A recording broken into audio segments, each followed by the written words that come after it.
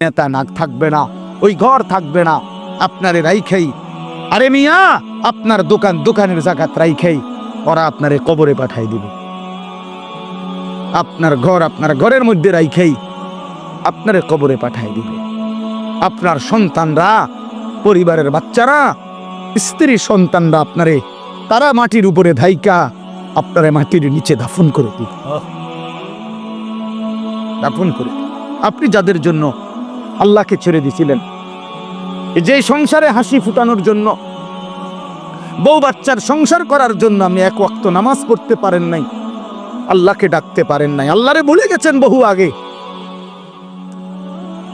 আল্লাহ তাআলা বলেন তুমি একটা মাকড়সার ঘর বানাইছো, তুমি মনে রাখো বান্দা মাকড়সার ঘর টিকে না, ঠিক আমারে বাদ দিয়া যে যাকে ধরছো সেটাও টিকবে না, টিকবে না। আমারে বাদ দিয়া কোনো নেতা, আমারে বাদ দিয়া কোনো কর্মী, আমারে বাদ দিয়া কোনো দল, আমারে বাদ দিয়া কোনো পার্টি, যার উপরে ভরসা করবা সেটা টিকবে না, সেটা থাকবে না। আড়াইটার পরে পরের দিনের আড়াইটা পর্যন্ত আর খুঁজেও পাওয়া যায় না,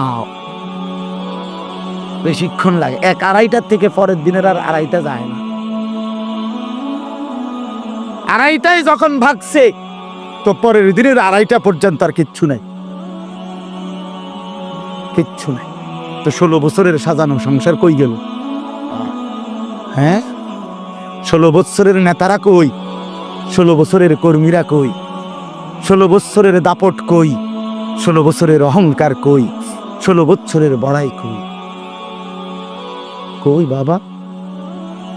মাতালুল্লাযীনা ইত্তাখাযু মিন দুনিল্লাহ, এই তরজমা শুনেন।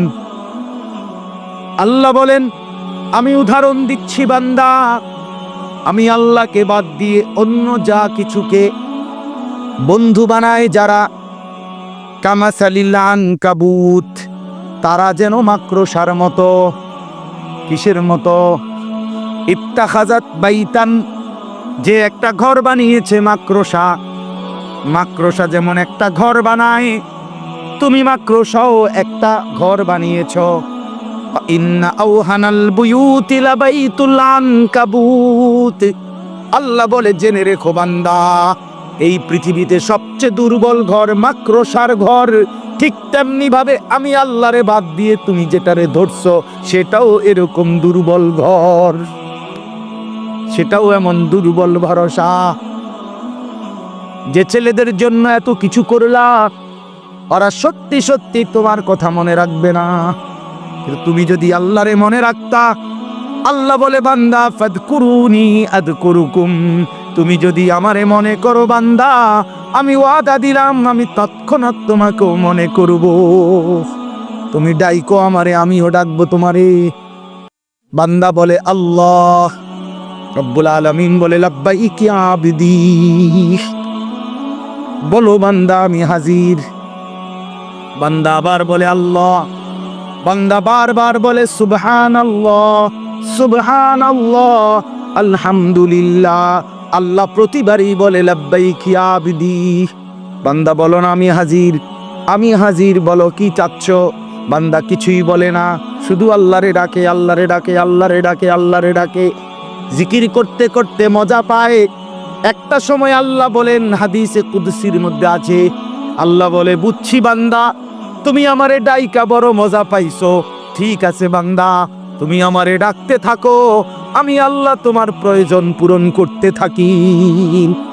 আমি তো সবই জানি, তোমার বউটা যে অসুস্থ আমি তো জানি, ছেলেটা যে বিদেশে অসুবিধা আছে আমি তো জানি, তোমার দোকানে বেচা কেনা কমে গেছে আমি তো জানি, তুমি এই রোগ শোকে ভুগছো আমি তো জানি। জানে না? জানে না? তো আল্লাহ বলে তুমি আমারে ডাকতে থাকো, আমি তো তোমার কি কি অসুবিধা আমি তো জানি বান্দা, আমি সেগুলো পূরণ করতে থাকি। কেন আমারে বাদ দিবা? যুবক, এত অল্প বয়সে আল্লাহকে কেন বাদ দিবা? কি সমস্যা? তুমি তো সুস্থ সবল, তোমার শরীর দিমাগ সবই তো ঠিক আছে বন্ধু। বৃদ্ধ বয়, আমার আম্মা, আমার মা 70-এর মতো বয়স, আহা মা আমার এখনো জীবিত আছে ভাইয়া। আমি বহু আজে বলছিও, আমার আম্মা জীবন। আমরা 5 ভাই 3 বোন, 8 জন ভাই বোনকে মা নিজে তাহাজ্জুদ পইরা ফজরের আগে মারে দেখছি সারাটা জীবন মা এই স্কুলের মাদ্রাসার যে ঘন্টা পিটে, ওই যে কাঁসার একটা গোল একটা ইয়ে আছে না, এটা দিয়ে ঘন্টা পিটে, এইটা দিয়া ফজরের আগে মা আমাদের ভাই বোন সবার রুমের সামনে গিয়া এইটা দিয়ে এমনি টুং টুং টুং টুং করে 1 ঘন্টা ফিরতো, আরাম করে ফজরের নামাজের জন্য উঠাইতো। যে মা আমার নিজে 5 ওয়াক্ত নামাজ পড়তো, আমগরে নামাজ পড়াইতো, যে মা আমার 5টা ছেলেকে আলেম বানাইবার জন্য চেষ্টা করছে, এই মা এই বয়সে আইসা মা আমার বিশ্বাস করেন আমার আম্মা এখন এমন অসুস্থ যে মার হাতে একটা ট্যাবলেট দিলে বিশ্বাস করেন 1 ঘন্টাও যদি মার হাতে এটা রাখি, মারে 1000 বার 1,00,000 বারও যদি বলি মা এটা ওষুধ ওষুধ, মা এটা আপনি খান, আল্লাহর কসম মা এটা বোঝে না, মা বোঝে না বন্ধু। আমি সেই মার সন্তান যে মারে আমি দেখছি মা আমার কত মেহনত করছে। উযু করতে বসাইলে মা বোঝে না, নামাজের রাকাত মা চিনে না। হ্যাঁ ওফো কি আয়াত, ওই যে ওয়ামিনকুম মান ইউরাদ্দু ইলা আরদালিল উমর লিকাই লা ইয়ালামা মিন বাদি ইলমিন শাইআ। আল্লাহ বলেন আমি কাউকে কাউকে এতটা বৃদ্ধ অবস্থায় পৌঁছাই যে তখন আর পিছনে যা যা জানতো কিছুই আর জানে না। সূরা হজ্জের আয়াত না, লিকাই লা ইয়ালামা মিন বাদি ইলমিন শাইআ। আমি আল্লাহ বৃদ্ধ বয়সে একটা সময় সব কিছু পিছনের ভুলাইয়া দেই। মা আমার জগতের আর কিছুই বোঝে না। তো তুমি তো এমন বৃদ্ধ হও নাই, তুমি তো যুবক, শরীর স্বাস্থ্য সামর্থ্যবান, তুমি কেন সেজদা করো না? তুমি তো পাগলও না ছাগলও না, তুমি তো মাতালও না, তুমি তো বৃদ্ধ না অক্ষম না, তুমি তো প্যারালাইজড না পঙ্গু না, তুমি তো অচল না অসহায় না, কেন তুমি সেজদা করো না? কোরআনুল কারীমের মধ্যে আছে আল্লাহ বলেন হাসরের ময়দানে প্রত্যেক নাফরমানকে আল্লাহর পক্ষ থেকে বলা হবে, ফেরেশতারা বলবে আয়ুদাউনা ইলাস সুজুদ। বন্ধু এই শেষ কথাগুলো মনে রাখো, আল্লাহর ফেরেশতা বলবে নাফরমান এতগুলো মোট সেজদা তোর ছুটে গেছে, আজ হাসরের ময়দানে দে সেজদা দে। ফালা ইয়াস্তাতিউন, লক্ষ কোটি বার চেষ্টা করে নাফরমান একটি সেজদাও দিতে পারবে না। কোরআনে আছে আল্লাহ বলেন জাহান্নামের ফেরেশতারা জাহান্নামীকে জিজ্ঞেস করবে মা সালাকাকুম ফি সাকার, ওই নাফরমান কি কারণে জাহান্নামে আসলি? আল্লাহর কসম বন্ধু জাহান্নামী উত্তর দিবে, প্রথম উত্তর ক্বালু লাম নাকু মিনাল মুসাল্লিন, আমি নামাজি ছিলাম না। আল্লাহ কোরআনে বলছেন কাল্লা ইদা বালাগাতিত তারাকি, আল্লাহ বলেন নাফরমানের মৃত্যু যন্ত্রণা হবে বড় কঠিন, কণ্ঠনালী পর্যন্ত রূহটাকে কলিজার থেকে আজরাইল একটা টান দিয়া ছিঁড়ে ফেলবে, ছিঁড়লেই রূহটা কণ্ঠনালীর কাছে আসবে। এবার কণ্ঠনালী দিয়া রূহটা বাহির হতে চাইবে না।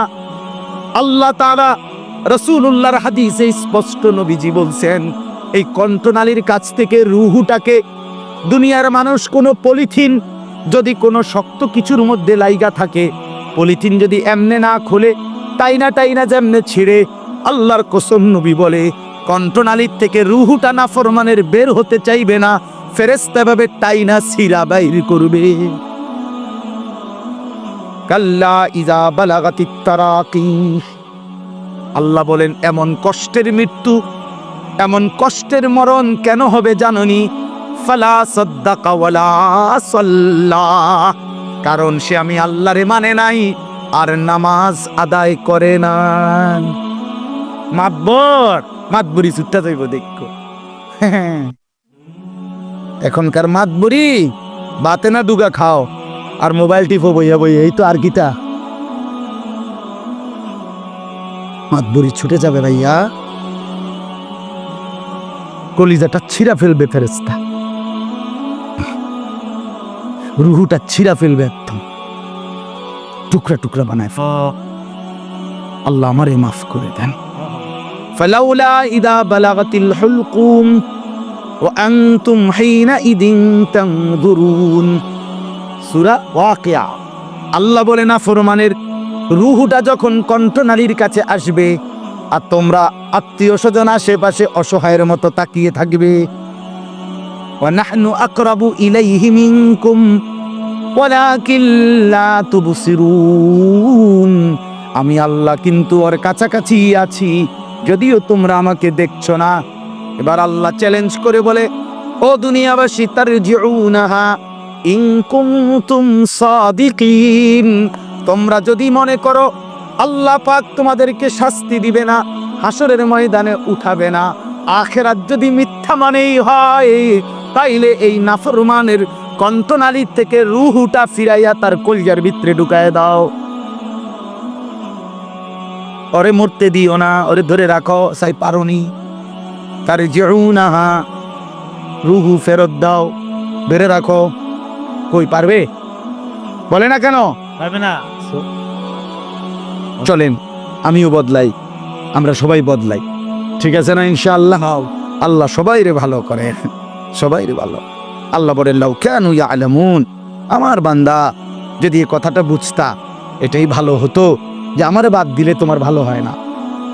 আল্লাহরে বাদ দিলে কি হয় না?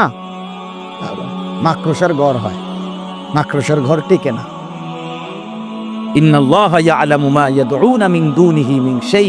আল্লাহ বলেন, আমারে বাদ দিয়ে যে যাকে যে জিনিসকে ডাকতেছো, ভরসা করছো, আমি জানি, সব জানি।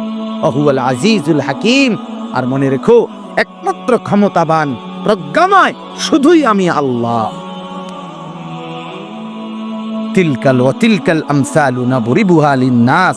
আল্লাহ তাআলা বলেন, আমি উদাহরণ দিয়া, মাকড়সার উদাহরণ দিয়া স্পষ্ট করে তোমাদের মানুষদেরকে আমি আল্লাহ বুঝাইয়া দিলাম। ওমা ইয়াকিলুহা ইল্লাল আলিমুন।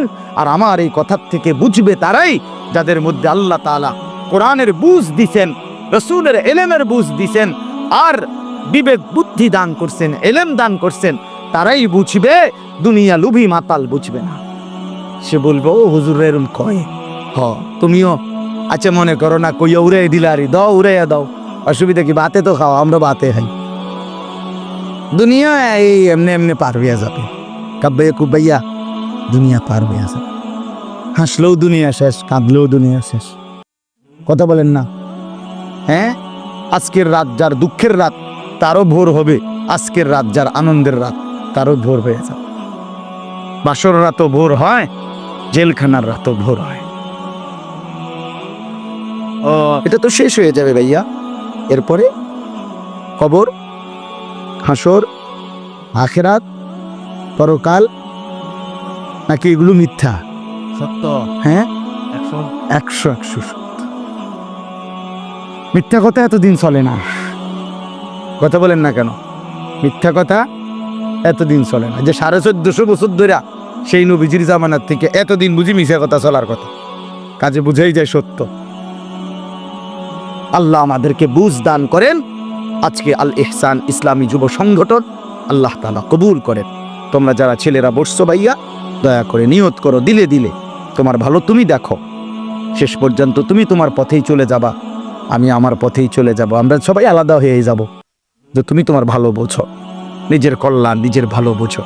বয়স্ক চাচা বাবাদেরকে অনুরোধ, আপনারাও বাবা গাফলতের আড্ডা ছেড়ে দেন, আখেরাতের ফিকির বানান, হারাম রোজগার করেন না, সুদ ঘুষ কিস্তির সাথে জড়াইয়েন না, হারাম লোকমা খাইয়েন না। শেষ বয়সটা চা দোকানে, বিড়ি সিগারেটে, গল্প গুজবের আড্ডায় শেষ করেন না। কোনো কাজ নাই, কমপক্ষে তাসবিহ পড়ে, সারাক্ষণ আল্লাহরে ডাকেন, সারাক্ষণ আল্লাহকে ডাকেন। আল্লাহ আমাদের সবাইকে ভালো রাখেন, কবুল করেন। আজকের এই মাহফিলটা আমাদের মূলত মাহফিল ছিল ব্রাহ্মণবাড়িয়া ওইদিকে। আমার বন্ধু হাফেজ মাওলানা আবু হানিফ ভাই, এই আমরা পরামর্শ করে পরবর্তীতে এই মাদ্রাসা, আজকের এই মাহফিলটা দেওয়া হয়েছে। আল্লাহ তাআলা এই সংগঠন, এই মাদ্রাসা, আমরা গত বছরও প্রচণ্ড বৃষ্টি কাদা